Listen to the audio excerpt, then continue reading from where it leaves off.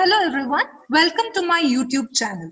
In this video, I'll be explaining how do we estimate the amount of zinc that is given in the unknown solution using EDTA. So I'll be explaining the calculation part for this experiment.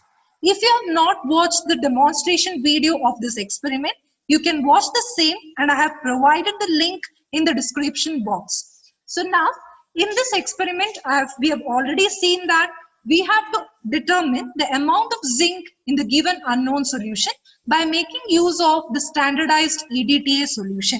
So this entire experiment is divided into 3 steps, in which the first step involves the standardization, that is the preparation of standard solution of zinc sulfate. The second step is standardization of EDTA solution by making use of the standard zinc sulfate solution. And the third step is finding out how much of zinc is present in the given unknown solution by making use of the standardized EDTA solution. So the 3 steps have been demonstrated and explained in very detail in the first 2 parts of this video. In the first part, I have explained the principle or the theory that is involved in this experiment. In the second part of the video, I have given the demonstration of the same, and now I'm going to explain how we do the calculations as well as how we are going to determine the amount of the zinc that is present in the given unknown solution and what are the calculations that are involved in the same. So first of all, the first step of the experiment is preparation of the standard zinc sulfate solution. So here we are going to measure exactly 1.8 grams of zinc sulfate crystals and making up the volume in 250 ml standard flask. So we are going to prepare the standard solution of zinc sulfate solution. So what we are going to do is, first we are going to weigh the empty weighing bottle. So that is equal to 4.39 grams. Next, we are going to add the zinc sulfate crystals to this weighing bottle so that the amount of zinc sulfate crystals that are added is around 1.8 grams. So the total weight that is obtained by adding the zinc sulfate crystals to the weighing bottle is 6.21 grams. So now, how we are going to find out the amount of zinc sulfate crystals that has been added? We have to just subtract the value, that is 6.21 minus 4.39, which will give 1.82 grams. That means I have taken exactly 1.82 grams of zinc sulfate crystals and then transferred it to the 250 ml standard flask and made up the volume in the 250 ml standard flask by making use of distilled water. So obviously first we need to dissolve the zinc sulfate and then we have to make up the volume in the 250 ml standard flask in order to prepare the standard solution of zinc sulfate. Now the next step is we are going to find out the molarity, that is the exact molarity of the zinc sulfate solution. So we know that the standard solution is nothing but the solution whose concentration is exactly known. So now we know the exact weight of the zinc sulfate solution, the zinc sulfate crystals which we have weighed. So that is W3. So the formula to find out the molarity of the zinc sulfate solution is the W3, that is the weight of the zinc sulfate crystals we have taken, into 1000 because first in the standard way we are going to find out how much of it is present in 1 liter. That's why it is 1000. So 1000 ml, and then divided by the molecular weight of zinc sulfate into the volume, that is the volume in which we have prepared the standard solution. So we are going to substitute the value. The W3 is nothing but 1.82 grams.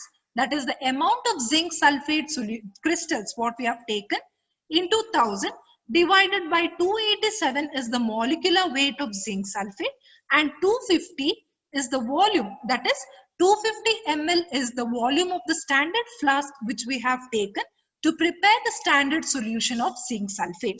So now we know that when we are doing the simplification of this formula, we get 1.82, which is nothing but the weight of zinc sulfate crystals taken, into 4, that is 250 and 4. When we are doing the simplification, we get 4 divided by 287, which is the molecular weight of zinc sulfate.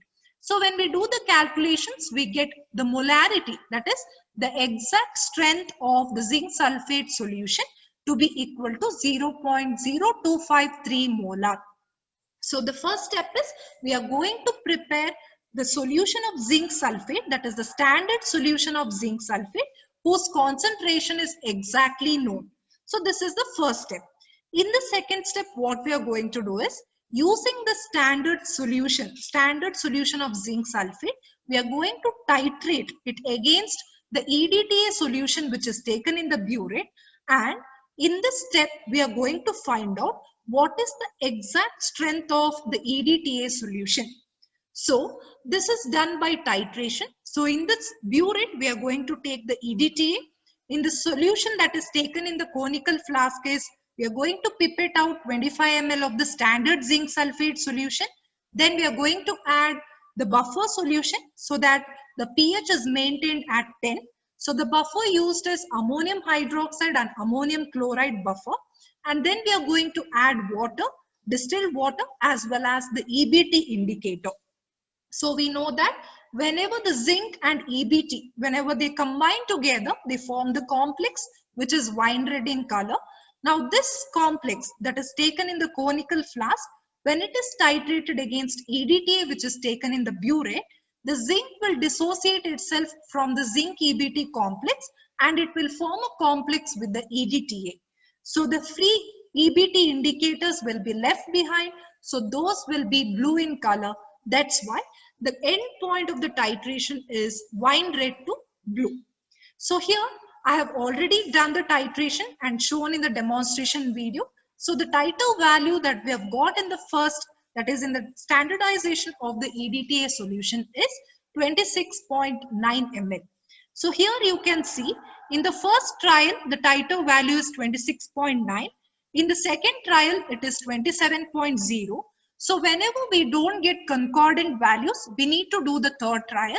So in the third trial, I've got it as 26.9. So since two trials have the same value, so we can stop with the third trial. So we have to do the titration trials until and unless we get the concordant values. So here the concordant values what we have got is 26.9 ml. So now using this step, we can find out what is the molarity, what is the exact strength of EDTA solution. So we already know what is the exact strength of zinc sulfate solution. So using the strength of zinc sulfate solution, we can find out what is the strength of the EDTA solution. So for that, we are going to use the molarity equation. M1V1 is equal to M2V2. So M1V1 of EDTA is equal to M2V2 of zinc sulfate. So here in this equation, this M2 of zinc sulfate, that is molarity of zinc sulfate, we already know. We have calculated in the first step. So that we are going to substitute here 0.0253. Volume of zinc sulfate is nothing but the volume which is pipetted out into the conical flask, which is equal to 25 ml. And then the volume of EDTA that is added is nothing but the burette reading, that is the concordant reading. So that is equal to 26.9. So when we do the substitutions and then do the calculations, we can see that we get the value, that is the exact molarity of the EDTA solution, which is equal to 0.0235 molar. So in the second step, using the standard solution of zinc sulfate, we get the exact molarity of EDTA by the titration. So last step is we are going to find out how much of zinc is present in the unknown solution. So the principle remains the same. We are going to make up the volume in the standard flask, in the 250 ml standard flask with distilled water, and then we are going to pipette out exactly 25 ml of the unknown zinc solution into the conical flask and add the buffer in order to maintain the pH at 10, and then we are going to add distilled water and EBT indicator.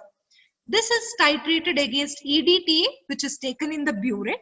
So again the end point, the color change that is taking place is wine red to blue. That is the zinc EBT complex will dissociate to form zinc EDTA complex and free indicator, That's why the color changes wine red to blue. So here in the first trial, I've got the value as 27.2. In the second trial also the same value is obtained, that is 27.2. That's why we can stop the titration with the two trials since we have got concordant values. So last is the calculation of, that is the molarity of the unknown zinc solution. So same thing, we are going to use the molarity equation. M1V1 is equal to M2V2. So here the zinc sulfate, whatever we are considering, is the unknown zinc solution. So M1, molarity of this is unknown.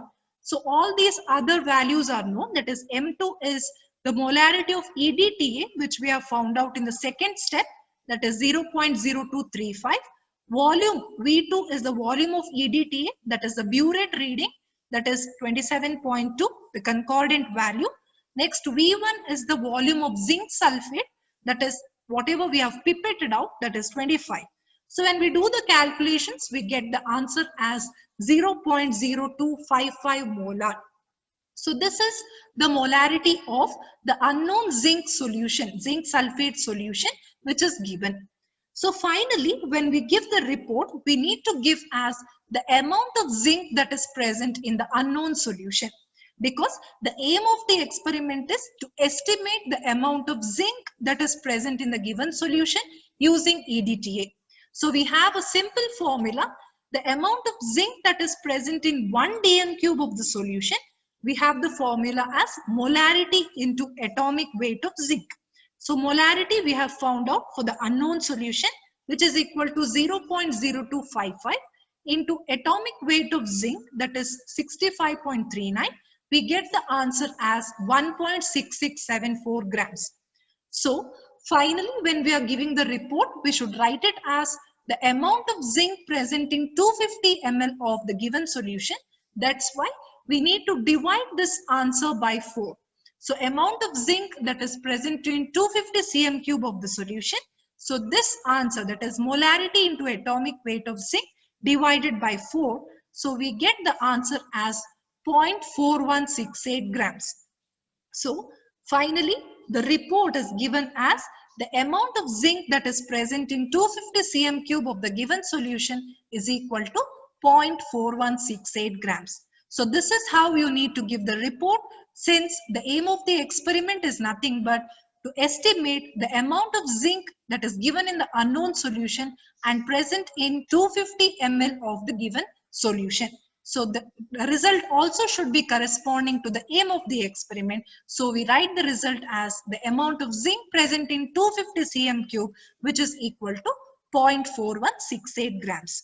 I hope this video makes it clear how to do the calculations for this experiment.